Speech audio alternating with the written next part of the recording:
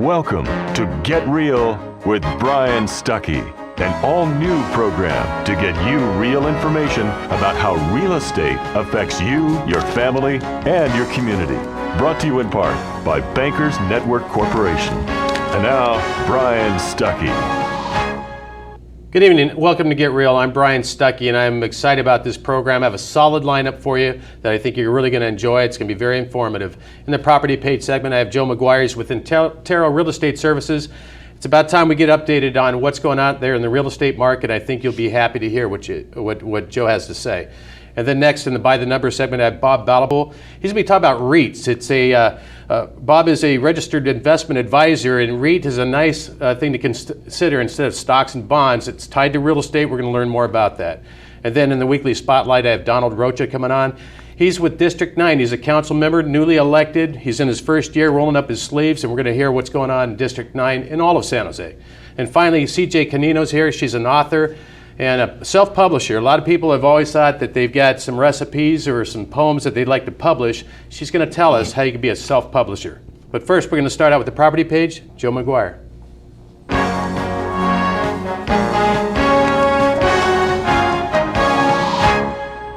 My first-time guest on the program is Joe Maguire. He's with Intero Real Estate Services. Joe, I appreciate because I met him. He's out there. He's been coaching youth volleyball for 14 years. And I always appreciate real estate agents, Joe, that get out in the community, roll their sleeves up, as I was talking about Donald in his first year as assemblyman. But what does that mean to you to be out there and coaching like that? First of all, before we talk about real estate. Well, thank you for having me today. Yep. Coaching youth volleyball, it's an extension of what I do at work. It's coaching. Coaching clients, coaching other real estate agents, coaching kids. It's all the same to me. It's sort of always being in that mode to give more so you can receive more. Sure. No, and you were doing a nice job. I met you at Lee High School, and you have kids all over the place, and what a great environment for them. It is. I want to talk about real estate, of course, being this is what this program is about, but what is it like out there? I mean, a lot of people are concerned whether it's a buyer's or seller's market. In your opinion, what do you think? What we have right now is a pretty fragmented marketplace. In all of Santa Clara County, from Gilroy up to Palo Alto, it really depends on where you're at. The hot markets right now are Palo Alto, Los Altos, Mountain View, Sunnyvale. Mm-hmm. No coincidence that some of the high-tech sector and some of those more public companies with initial offerings of late have stirred up quite a bit of money, mm-hmm. and those people want to go buy homes, and they're buying close to where they work.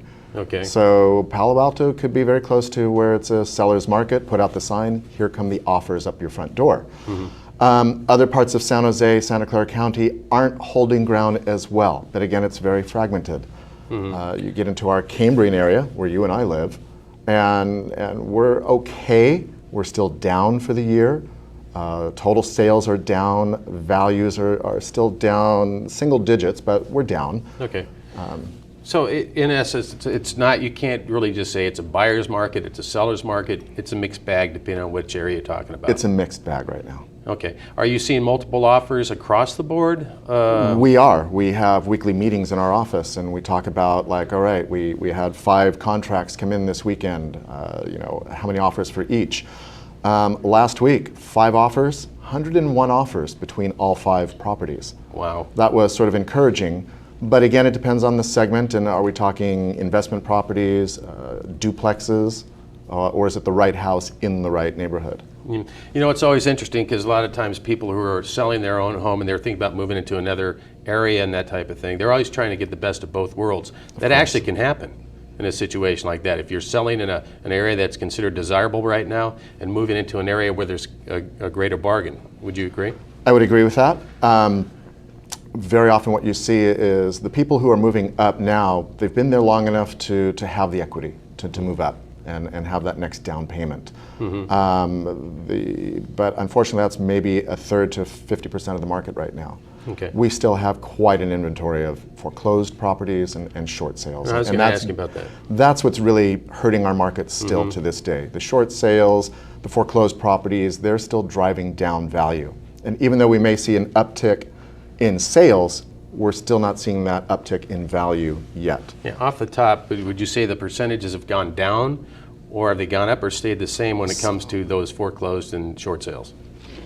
Well, the foreclosures, they are what they are, and they're never going to go for top dollar. So you sort of have to accept that, and that's the reality of our marketplace right now, and probably the reality for at least another couple years.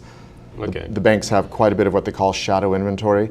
They know they have more properties to foreclose on. They don't release all their properties at one time, or they would drive down the market. So that's to stay for a while. The short sales, we haven't got through all the people in trouble and the people who did ARMs way back when. So we still have another couple of years, in our opinion, of that They're not going to get away. through. The last thing is that what would you recommend to sellers? Can they just turn around? Do they need to do anything to their properties in order to make it appealing?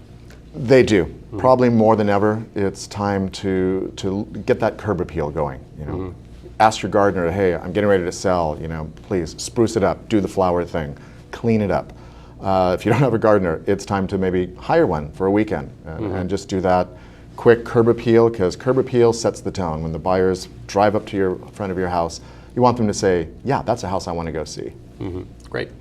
My guest has been Joe Maguire with Intero Real Estate Services. If you have any questions for Joe, you can get a hold of me at 408-269-8366 or Brian at 4bestloan.com, and I'll make sure I make that contact for you. We'll be right back with our By the Number segment and Bob Balopole.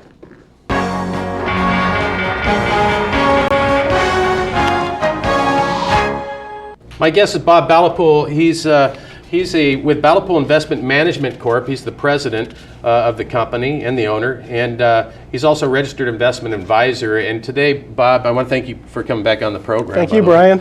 And you know what? Whenever I talk to you, it's pretty intense because I know my business in the mortgage field and everything else. But you know, when I cross over into giving financial advice, that's when I waver and have people talk to someone like yourself. And there's certain things that we do, like second trust deeds, you know, for our clients as well. But I want to talk to you about REITs, R-E-I-T, which stands for Real Estate Investment Trust. Right. And let's talk about that. What is a REIT? REITs, also known as Real Estate Investment Trust, also known as REITs, it's a category of investment that deserves to be better known. Basically, it's a stock, just like GE, Microsoft, Exxon. So most of them trade on the New York Stock Exchange. But there's one important difference. If they meet a certain set of rules, they pay no tax at the corporate level.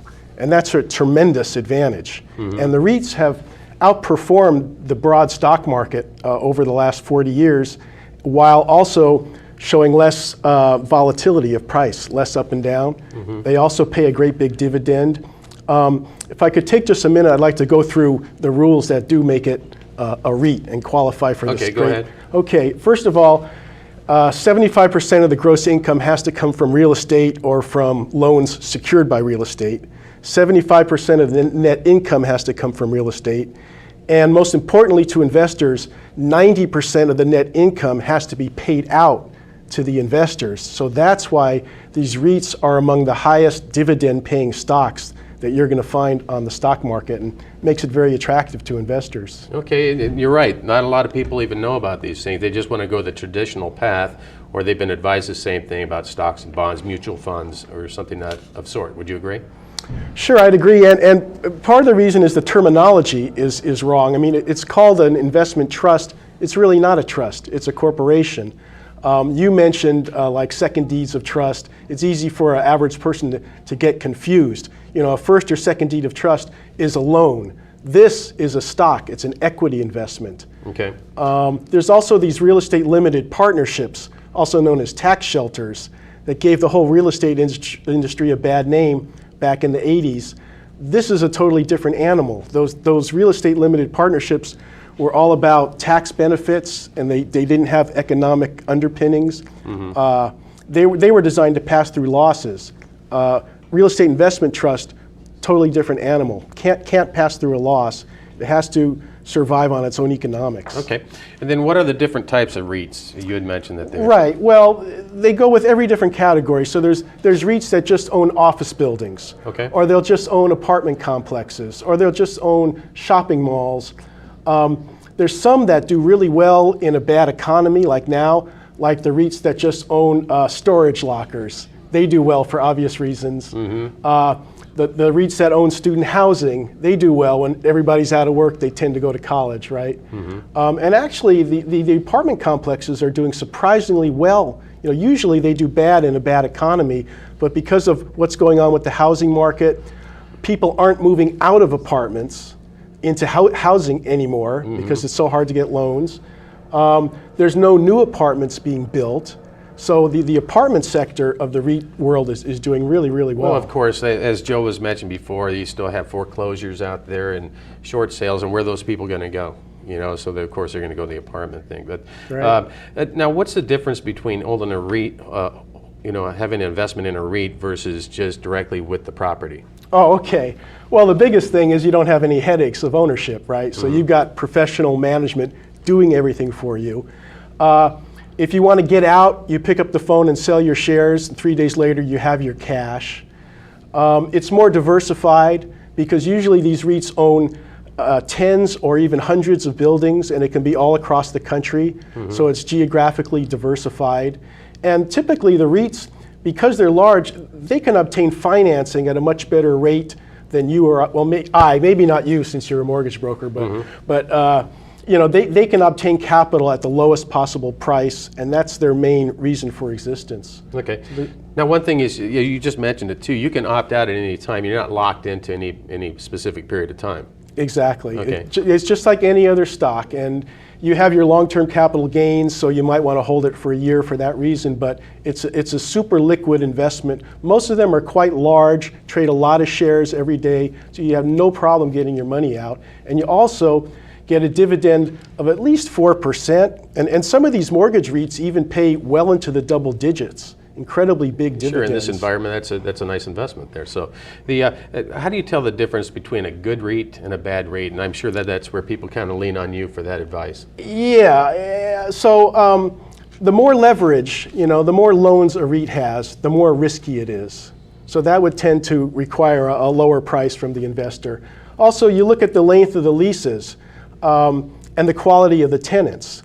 So if you have like an office building REIT and the average lease term is say 6-7 years, that's very good. Whereas if it's say an apartment REIT and everybody's in there on a 1-year lease, that makes it worse. Like I said, it's the type of industry has an effect. If it's an industry that does well in a poor environment, that's a plus. So those are some of the things. There's also these things called UPREITs that are kind of a strange structure where sometimes management has a little bit of conflict of interest. I don't know if I have time to explain it, but I just wanted to throw that out there. You know what, now I'm sure most of our viewers right now are just going like, boy, they'd like to take notes quick enough, but it's one of those complex things that somebody would really need to talk to somebody like yourself about. Thanks for coming on, Bob, appreciate it. Thanks very much. Bob Balopole has been my guest. He's with Balopole Investment Management Corp. He's the president.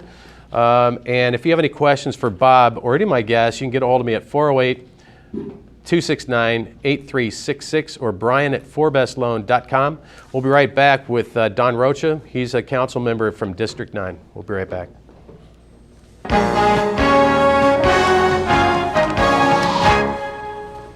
My guest is Donald Rocha. I can call you Don, correct? Yes. So, Don's a council member. He's newly elected in the last election there in November, and for District 9, and which is the Cambrian area, which is where I happen to live. And Don, I did a little checking up on you. You're a native San Josean. Yep.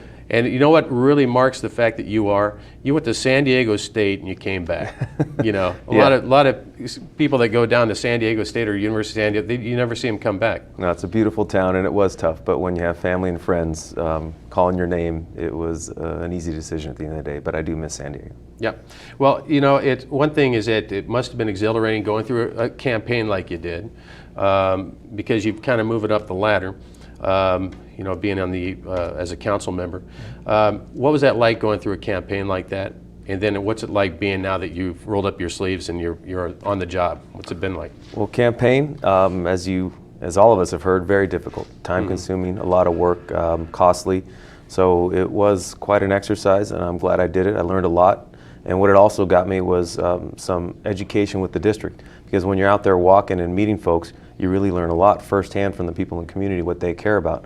So it's good in many different ways. One, it ensures that you really know your area when you get elected. And two, you make sure that you've covered all your bases to get elected. So moving from the campaign now into office, I think I was really prepared to be an advocate for the residents and understand what their issues are. It's interesting because on a national level, I mean, the whole country is going through a difficult time. That's obvious. And then even in the state of California. And then when you get down to this city, it's almost like there's not much you can do on a larger scale as a member of the community. But you feel like you're empowered a little bit when you have someone like yourself who's shaking hands. People feel like they can talk to someone like that, and they have a little bit more hope on a local level, I think, than they do on a national level. Do you feel like that's true? I mean, is there things that we can do here locally that can make things a little easier for people, whereas they can't do it on a national level? Well, I think as government shrinks, because it has to, because of the deficits from local, state, federal, as you mentioned, leaning on your residents, your neighbors, and the community to provide those services for folks who need it most is a way to do that. For me, working at the local level is really ideal, because if I were working at the state or federal, we're talking about projects that may not be anywhere near where I live. When you're working at the city of San Jose, I know those areas. I grew up here, and it's really rewarding as well. Okay, we know some of the issues in San Jose. Mayor Reed is, came up and stood up against, some of the exorbitant pensions that were getting paid. Let's talk about that, because I know that that's something that you've mentioned. You had your plan for fiscal reform, and there's 10 points in there, and I read them, and many of them have to do with pension reform. Where are we at with that? Well, just Friday, so 3 days ago now, we adopted as a council a position to move forward and negotiate with all of our employees, bargaining units as we call them. And what we asked of them is to develop a system where it's an opt-in. So we would have current employees opt into a new retirement system that has lower benefits so the city can pay it. The other side of the coin is that if they don't opt in, because optional is supposedly an optional choice, then we need to increase their costs on the current retirement that they're afforded to encourage them to move over, or to help the city cover the costs that we can't afford. So there's three real different populations that we're trying to address here. One is future employees, so we'd have benefit levels that aren't what they are today. Current employees, where the retirement system right now, where the benefit levels are a little bit high and the city can't afford them. And then there's also the retirees that are going to be affected, because we're talking about things such as COLAs, et cetera, that might have an impact on them. It's interesting, because I think how these pensions got so exorbitant to begin with, not to use that word over again, but it was to pretty much line up with what the private sector was getting. And so it's just like, why would people want to work for the, in the city, for the city, when they're watching all their neighbors making all sorts of money from their pensions and everything else? Would you say, and then they went ahead and matched them, at least that's the way it appears, and then now it's out of whack. Would you say that that's accurate? Well, yeah, it's just my opinion, but as I understand it, a lot of the pension levels and the benefit levels were more of a way to compensate employees, because the salary levels weren't comparable to the private sector. Okay. So, as I understand it, according to a lot of folks who've been around a lot longer than I have, that's how we got to where we got to. And I wouldn't say all of them are high. I mean, there's a number of employees that retire, whether they're planners or librarians or Parks and Rec folks, their salaries aren't off the charts. And so they're retiring at somewhere around 70% of their salary. That's not exorbitant, but there is the public safety side, which does have some higher costs, and I think their retirement, they get 90%, not all of them, but there's a majority through a new contract that they got, gets 90% of what their pay was. So those have been a bit high in terms of being sustainable for the city. So it depends on where you fit in that ladder, and there are some high ones, but again, keep in mind that there are some employees who retired as librarians. And I think what burned a lot of people is the redevelopment agency, and some of the payola that they got, and I wish I had more time to talk about that, but I want to talk more specifically about District 9 and what are some of the ideas and what's on your agenda for District 9? What we're trying to do is organize the district a little bit. As I mentioned earlier, with the city services dwindling, we really need to get our neighbors active and aware, neighborhood watch programs, et cetera. So we're reaching out to different parts of the district that may not have an organized community group or neighborhood group and trying to get them organized so we can push those city services to them and also hear from them what's important. Because if it's a silent area, they're not organized, then we don't know what their issues are, and they may have some needs that we're not addressing. So that's one of the things. Development has really gone pretty flat, and District 9 tends to be more of a residential area, so with not a lot of new residential projects, and really there's no commercial, well, there is one new commercial project, that's Almaden Ranch on Almaden Expressway, and no real job center. So it's really kind of quiet on the development front in District 9. So we're focusing more on the neighborhood services stuff. Okay. Well, Don, I'd love to have you come back on the program sometime. Would you do that? Absolutely. Thanks for having me. All right. Don Rocha has been my guest. He's the council member of District 9. If you have any questions for Council Member Rocha, please get a hold of me at 408-269-8366 or Brian at 4bestloan.com, and I'll make sure you make that connection. In the next segment, the lifestyle segment, I have J Cannino. She's an author and a self-publisher. We're going to learn more about that right now. We'll be right back.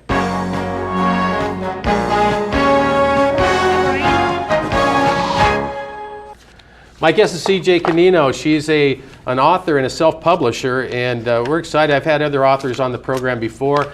She's got a background where she's been in newspapers. She's even been an anchor on radio, and we're going to learn more about her. But her book is called Sellout, and it's just, we're going to learn about this in a moment. But she's also a self-publisher, which is really interesting because a lot of people have cookbooks and some other things that or recipes that they'd like to put in a publishing form, and you're going to teach us about that today, CJ? I sure am. All right, welcome. Thank you. Thanks for having me. I'm happy to be here. Yep. Well, let's talk first about your book. You know, okay. It's like I might be walking on eggshells with this one, you know, because the topic isn't for everybody. You're right. It's a little bit racy, Brian. It's about a 9-year-old boy who's abused by a Catholic priest, sexually abused, and he grows up to be an abuser. And it's kind of an interesting story how I came up with that topic. It sounds like a dark story, but believe it or not, it does take a funny turn. Well, you know, here's the thing is that I did read some, comments on the book, and they were just like, yeah, tragedy meets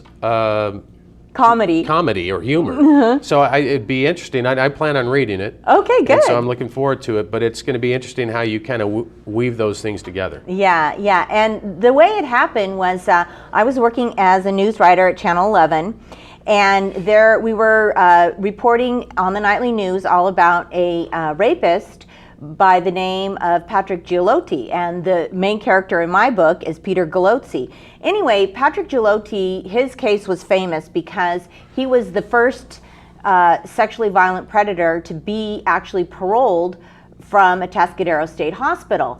And a good, very dear friend of mine happened to be working as a clinical psychologist there and told me a lot of inside information about it.